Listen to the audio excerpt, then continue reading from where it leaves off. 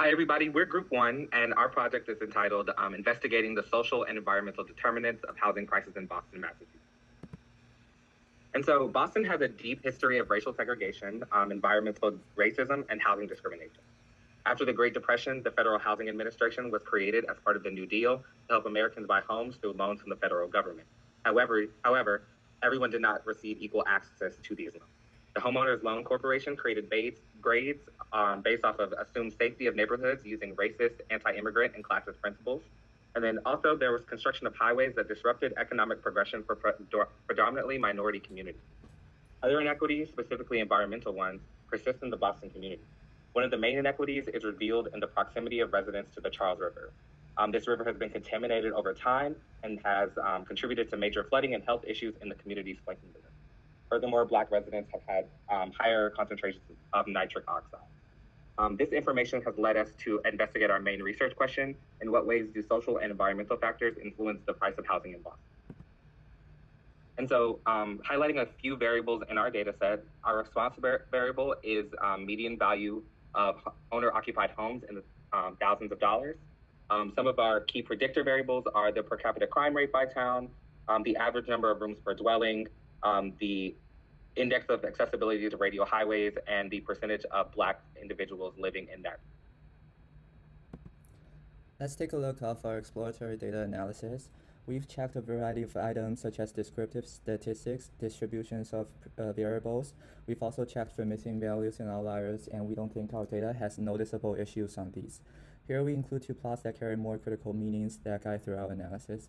On the left, we have our Pearson correlation coefficient plot, which provides a heat map of how each variable correlates with the others. Notably, we see strong positive correlations between variables like red and text.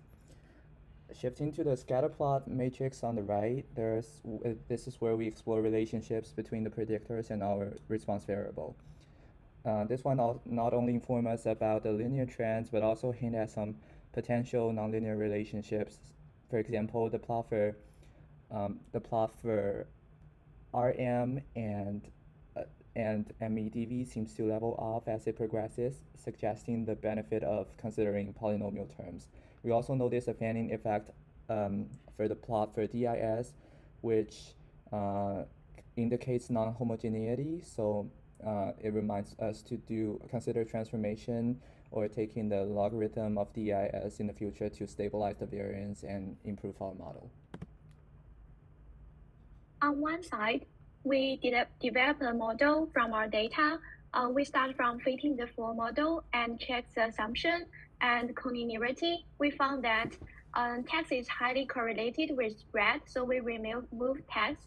And also there's trend between residuals and two other predators. We try to add some transformations in the model. Since there are still many predators in our model, we use 3 different methods to further choose a final model. After comparison from the 3 methods, we finally choose the lasso model.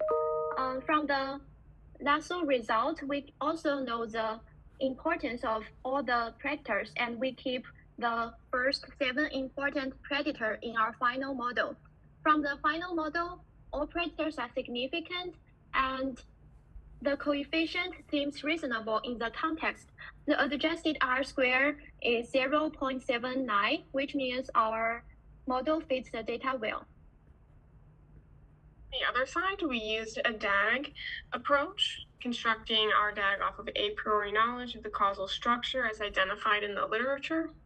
We then assessed the individual associations within the DAG using univariate models. After fitting the model, we assessed outliers through studentized residual values and looked at the variance inflation factor, which was about 1 or 1.2 for all variables included. We then assessed the need for a transformation using Box-Cox. For the final model, included a proportion of the population from the African American community, as well as a proportion of the population considered to be low status, in addition to our causal association of crime rate on median value of households. Our adjusted R-square was 0.69, also indicating a relatively decent fit of the model. From this model, we identified a decline by 0.05 in the $1,000 per unit increase of the per capita crime rate while holding the other variables constant. Interestingly, when changing the order of the proportion of the population from low socioeconomic status and the crime rate in the model, we lose significance for the crime rate and only have significance for the proportion of the population considered low socioeconomic status when that variable comes first, indicating that it covers part of the effect of crime rate. For our data-driven model, an example of interpretation is home value declines by 0.16 per 1 unit increase in the per capita crime rate, holding all other variable constant. Interestingly, the variable RM has a negative coefficient, but RM's greatest positive. So it may seem counterintuitive at first sight, but if you imagine like there's a one-room studio may be more expensive than 2 or 3 room apartment, but when the number of rooms goes up to 10 or 20, it may get much more expensive due to the effect of squared terms. And comparing two models, both of them has pros and cons. The data-driven method has captured more subtle relationships due to its comprehensive nature, but it has the risk of overfitting if not being careful with variable selection. On the other hand, the DAG approach provides clarity on the influence of individual variables, which could be useful for interventions, but it may also miss out capturing some complex relationships due to its focus in causality. Additionally, the data-driven approach excludes variable B, which suggests that other variables may capture its effect on housing prices. The same reason applies to the difference in coefficient estimates for the criminal. And so each of these methods leads to slightly different final models, and we believe that a combination of these model selection methods should be considered. Also, many social variables associated with structural racism, such as crime rate, low-income areas, and high pupil-teacher ratios are negatively associated with median household income, and other variables are associated with desirable household locations are positively associated with our response variables.